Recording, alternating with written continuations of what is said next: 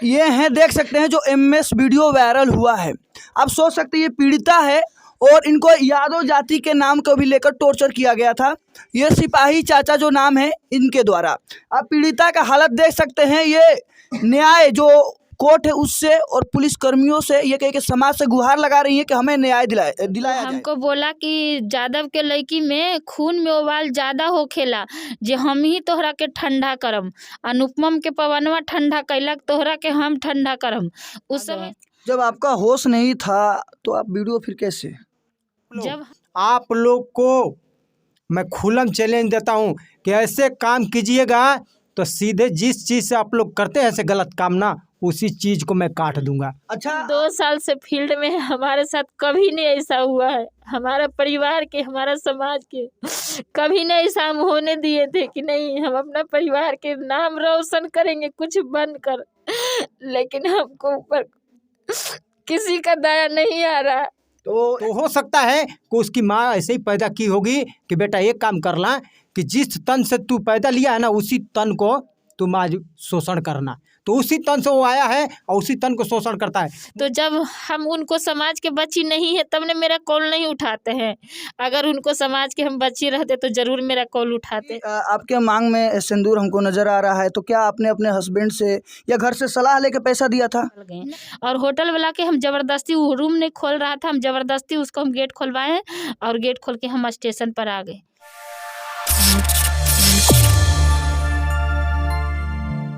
जय हिंद, मैं हूं आप सभी का भाई रवि और आप देख रहे हैं हेडलाइन भोजपुरी। आपने देखा होगा आर्मी के जवान को, आपने देखा होगा पुलिस को, बिहार पुलिस हो या किसी भी स्टेट का पुलिस हो, पर आज मैं ऐसे सिपाही की सच्चाई बताने वाला हूं जो लगातार मीडिया के नाम पर मीडिया के साथ घूमता है और ये कहिए कि शिकार करने के लिए शिकारी की तरह खोजता रहता है बेटी और बहनों को दुष्कर्म करने के लिए। हाँ, मैं उसी सिपाही चाचा की बात कर रहा हूं जो हमेशा आरती न्यूज़ मनीष के साथ घूमता रहता है और उस पर लगातार कई दिनों से कई जगह से आरोप लगते आ रहे हैं, परंतु सबूत नहीं थे हमारे पास, साक्ष्य नहीं थे ताकि मैं आप सभी को दिखा सकूं और आपको बता सकूं। हमारे साथ हैं उन्हीं सिपाही चाचा से प्रभावित दुर्भाग्यशाली, ये कहिए कि पीड़ित महिला। क्या कुछ हुआ था आपके साथ? सबसे पहले जितने हमारे दर्शक लोग देख रहे हैं सभी को दिल से प्रणाम। तो हमारे साथ जो सिपाही नाम से है उसको तो हम चाचा कैसे बोल सकते हैं, क्योंकि वो हमारा समाज में रहने लायक आदमी नहीं है। तो वो हमको सबसे पहले वो हमसे बात करवाया और मिलवाया मनीष आरती न्यूज़ वाले। आपको मनीष से कैसे जान पहचान हुआ? मनीष हमको घर पे आया वो इंटरव्यू लेने के लिए। हम कॉल किए थे मनीष के पास, तो वो आया इंटरव्यू लेने के लिए। तो उसी का साथ में वो सिपाही आया और आने के बाद हमसे नंबर लेकर गया और ले जाने के बाद हमसे कॉल करते रहा, बात करते रहा, जैसे कि पहले बात करता था जैसे अपना घर का सदस्य, उस ढंग से। तो आपको मतलब वो इंटरव्यू लेने के लिए क्यों आया था? क्या आप सिंगर हैं?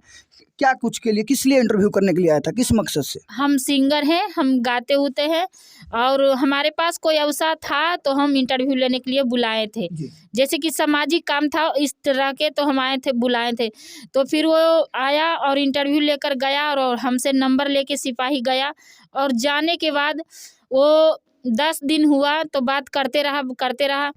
तो जिस समय फिर चंदन चंचल गाड़ी निकाला था तो हमको मनीष जी कॉल किए कि कहाँ हैं, जे आइए, जे चंदन चंचल गाड़ी लिया है, जे आइएगा। तो हम सोचे कि आते हैं, चल के मिलते हैं। तो गए मिलने, तो वही टाइम वो सिपाही बोला कि देखिए ये मेहनत किया तो आज इतना आगे बढ़ गया, जे तुम भी अच्छा गाती हो। तो एक स्टूडियो हम बक्सर का चीनी मिल स्टूडियो है वहाँ पता किए हैं, तो डेली पैसा कितना लगाते रहेगी, जे एग्रीमेंट करवा लो स्टूडियो।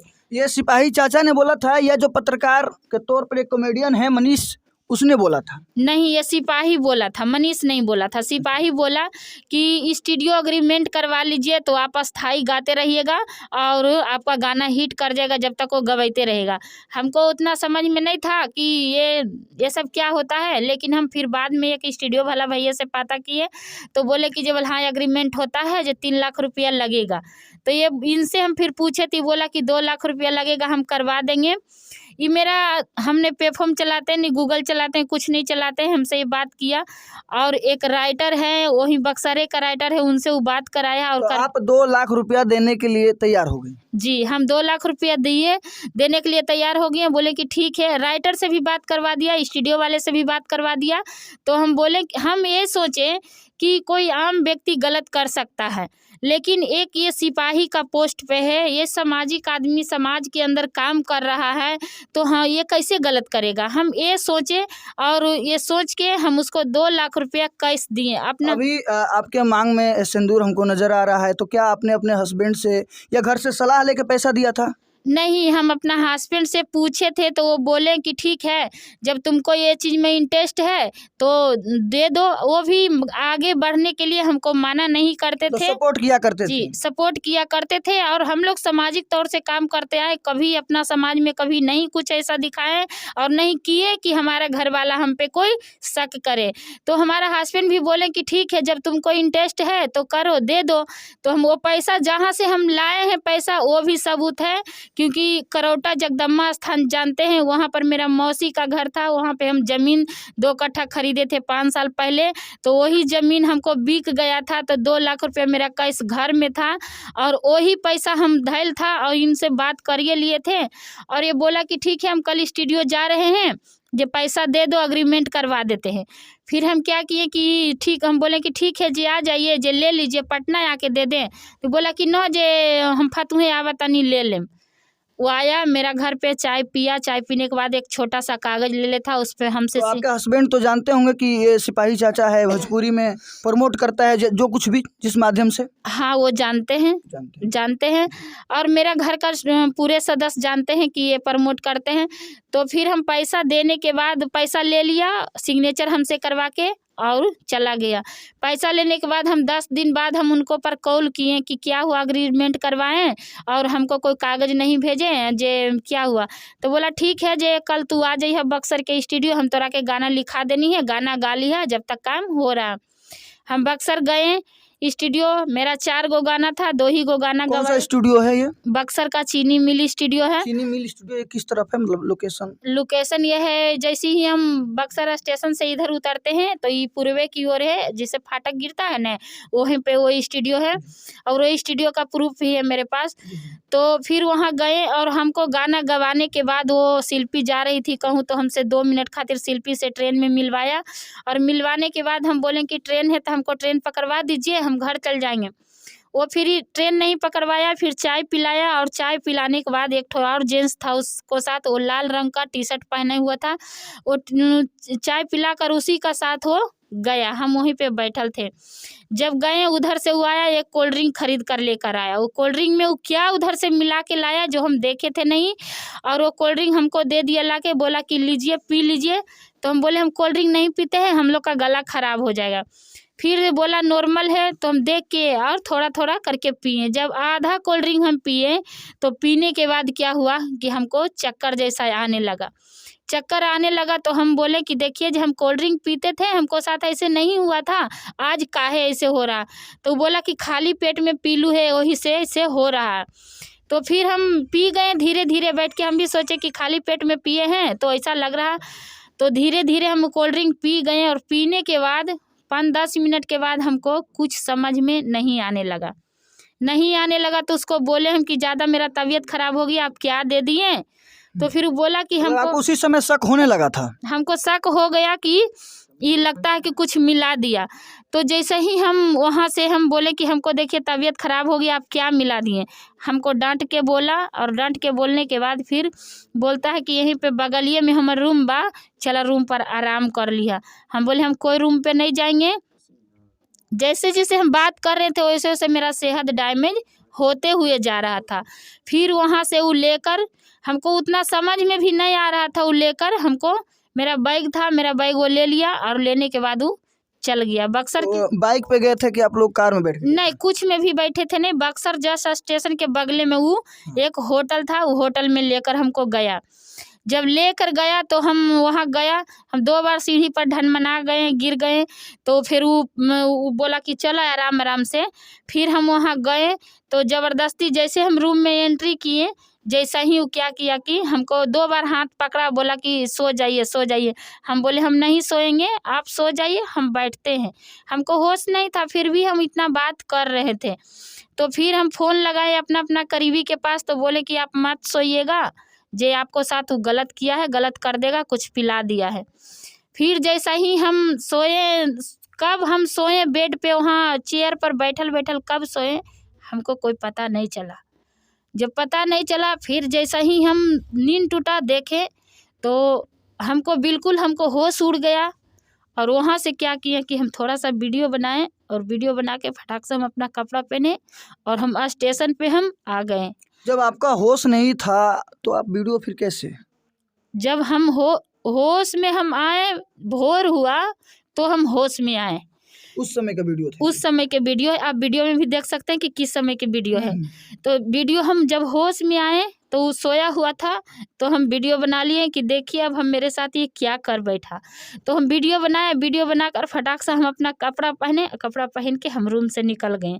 और होटल वाला के हम ज़बरदस्ती, वो रूम नहीं खोल रहा था, हम ज़बरदस्ती उसको हम गेट खुलवाएँ और गेट खोल के हम स्टेशन पर आ गए। स्टेशन पर आने के बाद फिर वो आधा घंटा के बाद स्टेशन पर आया, तो हमसे बहुत बकझक करने लगा कि खोल के चले लो रूम, हम सोना पहन ले ही, ये पहन ले, कुछ छीन लेता या कर लेता, वो बहुत बात बोला। फिर हम उससे कुछ नहीं बोले, हम चुपचाप बैठल थे।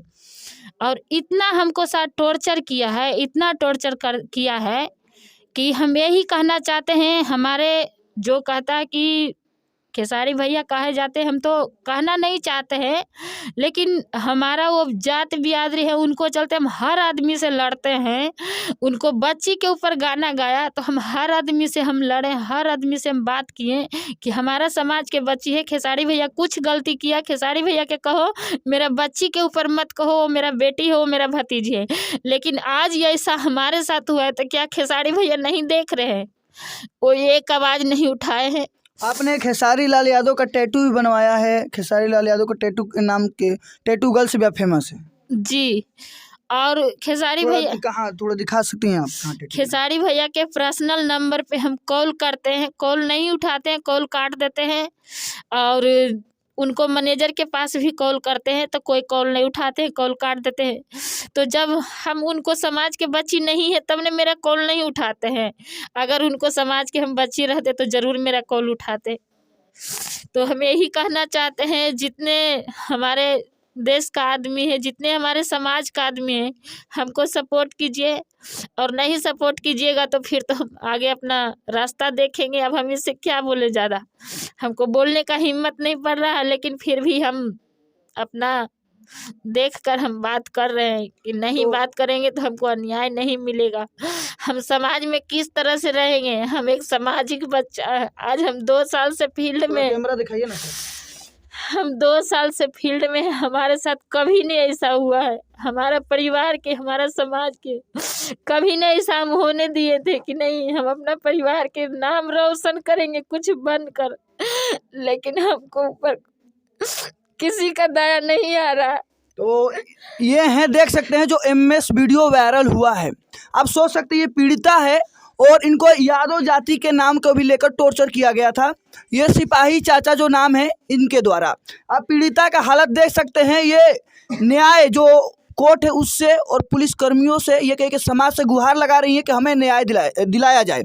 और साथ में हमारे साथ एक आर्मी के नौजवान हैं जो आर्मी में पहले रह चुके हैं और अभी भी तड़तड़ाते और फड़फड़ाते हुए नजर आ रहे हैं। इंसाफ के लिए ये कहे कि इनको बॉर्डर पर आर्मी के लोगों को अपने गोली चलाते हुए देखा था। आज समाज के लिए, समाज की बेटी के लिए आज लड़ने के लिए आगे आए हैं। और ये क्या कहना चाहते हैं अनिल दिलवर जी? देखिए, सभी को मैं हमेशा बार बार कहता हूँ कि किसी भी बहन बेटी को साथ ऐसा होगा उसके लिए अनिल दिलवर लड़ेगा, क्योंकि हमको लड़ने के लिए मेरे को माँ पैदा की है। जिस गर्भ से मेरे को माँ पैदा की है और उस गर्भ को कोई गलत करेगा तो हम किसी भी बहन बेटी के लिए लड़ेंगे। आपने बॉर्डर पे कई लड़ाइयाँ देखी होंगी, बहुत सारा आप आर्मी के जवान हैं। देखिए, मैं तो आर्मी के जवान अभी नहीं हूँ, था मैं। देखिए, हमने तो लड़ाइयाँ नहीं लड़ी है, देखी है। अभी चीन वाले हमला में मेरे बड़के पापा का लड़का चंदन यादव मराया था, आप लोग को पता है। 1999 की लड़ाई मेरे पिताजी लड़े थे, आज वो भी रिटायर हैं। लेकिन हमारे ख़ानदान ने पूरा लड़ाई लड़ता था देशद्रोहियों के लिए। आज हम एक शैतानों के लिए लड़ाई मैं लड़ने के लिए यहाँ आया हूँ, जो ये गलत बहन बेटियों को साथ स्टार बनाने का ख्वाहिश देकर, पवन सिंह खेसारी से मिलवाने के ख्वाहिश देकर उनको जिस्म के साथ खेलते हैं लोग। कहते हैं कि मैं खेसारी से मिलवा दूंगा, शिल्पी से मिलवा दूंगा, आप टैटू बनवाई हो तो चलिए आपके पास खेसारी से मिलवा देता हूँ, आप हिट हो जाएंगे, खेसारी एक लाल बोल देंगे तो खेसारी लाल बोल देंगे तो हम हिट हो जाएंगे। ये कहाँ की बात है? जब तक अपने करेजा में बल नहीं होगा नहीं हिट होंगे। लेकिन सुनिए आप लोग को मैं खुल्लम चैलेंज देता हूँ कि ऐसे काम कीजिएगा तो सीधे जिस चीज़ से आप लोग करते हैं ऐसे गलत काम ना, उसी चीज़ को मैं काट दूंगा। अच्छा, आप आर्मी के जवान थे, आपको देखने से भी लग रहा है, जब इस तरह के समाज में जो सिपाही कहा जाता है, जो सिपाही होते हैं समाज के रक्षक होते हैं, जिला जवार के रक्षक होते हैं, अगर वो जब इस तरह का काम करने लगेंगे तो आर्मी के जवान का अगर कहा जाए तो वो अपने तरीके से क्या सजा होगी? देखिए, आर्मी के जवान अगर थोड़े देर के लिए भी कहीं भाग जाता है, थोड़े देर के लिए भी कहीं भाग जाता है तो उसको क्वार्टर गार्ड होती है। लेकिन ऐसा नहीं जैसा ये फायर ब्रिगेड में है, इसको तो सोचिए ना कि इसको कौन सा सज़ा देना चाहिए। अब तक ले पब्लिक उसको सज़ा क्यों नहीं दी? वहाँ के प्रशासन अब तक ले सज़ा क्यों नहीं दी? आंधी है प्रशासन। यहाँ पर तेजस्वी के सरकार है, मिलीजुली सरकार तेजस्वी जी के है, नीतीश जी को है। दारू के लिए बंद करने के लिए आपको है, इन लोग को बंद करने के लिए नहीं है। जो कि प्रशासन बोलते कि सुरक्षा बल में हूँ, और सुरक्षा बल ये करता है?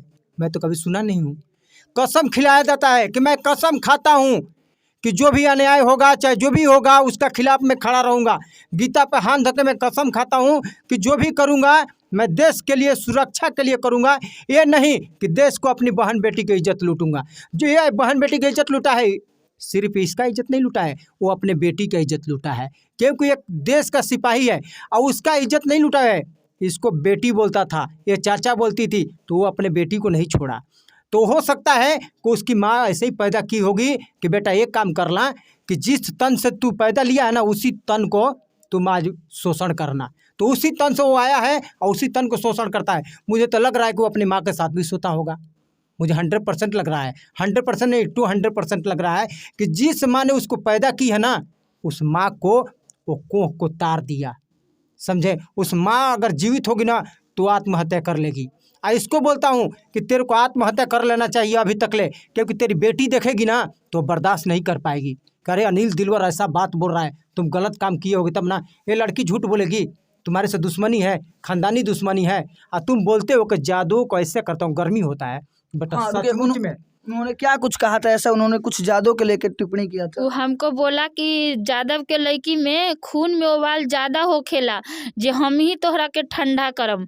अनुपम के पवनवा ठंडा कैलक, तोहरा के हम ठंडा करम।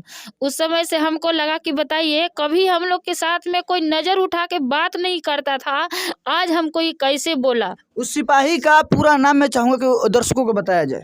उसको नाम है दिनेश मिश्रा है और वारा फायर ब्रिगेड में ड्यूटी करता है, और उसको सारा जड़ है ये आरती न्यूज मनीष जी। तो ये जो सिपाही चाचा के नाम से आप जानते हैं, मनीष के साथ जो नजर आता है दिनेश मिश्रा, जो फायर ब्रिगेड में नौकरी करता है, जगदीशपुर आरा क्षेत्र का थाना है। और मैं चाहूँगा कि ऐसे सिपाहियों को कानूनी तौर पे सजा मिलनी चाहिए, क्योंकि आज ये देख सकते हैं दुर्भाग्य है और पीड़िता है जिसके साथ गलत काम करने का कोशिश किया गया, और ये पीड़िता आज समाज के जो समाज सेवी है उनसे गुहार लगा रही है। और ऐसे सिपाहियों का मेरा कहना है कि जल्द से जल्द और कड़ी से कड़ी सजा होना ही चाहिए। एक बात बोलते हैं खेसारी भैया के पास, उनको हम ये नहीं कहते कि हमको आप सपोर्ट कीजिए, वो हमेशा बोलते हैं कि हम इंसानियत के साथ देते हैं, इंसान के सपोर्ट करते थे। क्या हम उनको घर के बच्ची नहीं हैं? आज वो कहाँ है? हर हमेशा उनको बोलते देखते हैं कि हम साथ देते हैं, गरीबों के लिए लड़ते हैं। तो आज हमारे साथ ऐसा हुआ तो क्या खेसारी भैया नहीं देख रहे हैं? आज हमको लिए उनको आवाज़ नहीं उठाना चाहिए, हमको उनको सपोर्ट नहीं करना चाहिए, और नहीं करेंगे तो उनको बात। लेकिन हमको तो दर्द हो रहा है कि मेरा खून खानदान है, मेरा घर का आदमी है, आज हमारे प्रति ऐसा हुआ तो क्या खेसारी भैया के बोलना चाहिए कि नहीं बोलना चाहिए? तो ये खेसारी लाल यादव का उन्होंने अपने हाथ पे टैटू बनवाया है। खेसारी लाल यादव के टैटू गर्ल से भी ये फेमस है। और मैं बता दूं, भोजपुरी में लगातार ऐसे काम हो रहे हैं, जहां पर लगातार खेसारी लाल यादव से मिलवा दूंगा तो पवन सिंह से मिला दूंगा तो रितेश पांडे से मिलवा दूंगा। ऐसे नौजवान जो लड़कियां हैं, बालिग हैं, नाबालिग, उनको झांसा देकर ये कहिए कि उनके साथ दुष्कर्म करने की कोशिश किया जा रहा है। उसी का एक पहलू था ये दिनेश मिश्रा यानी सिपाही चाचा। इसको जल्द से जल्द और कड़ी से कड़ी सजा होनी चाहिए। ये बताइए कि आप आर्मी के हैं तो क्या गुहार लगाइएगा? हम ऐसे ही गुहार लगाते हैं कि देखिए, ये लड़की है जी, ये रो रही है, ये मेरे पास आई तो क्या होना चाहिए? ये मेरी घर की बहन है। अब बहन हर किसी के, देखिए इंडिया को हो चाहे पाकिस्तान को हो चाहे दुनिया को हो, यार किसी को यही कहना चाहता हूँ कि उसे कड़ी से कड़ी सज़ा होनी चाहिए और उसको जेल होना चाहिए, जल्दी से जल्दी जेल होना चाहिए, समझे? एक समझाता क्या कहे, जल्दी जो खेसारी लाल सुनत तड़न एक बात जौन कहती है, खेसारी लाल सुनत तवन ये टैटू बनवाई है, उसकी बेटी की बनवाई है ना, उसकी बेटी का टैटू बनवाई है।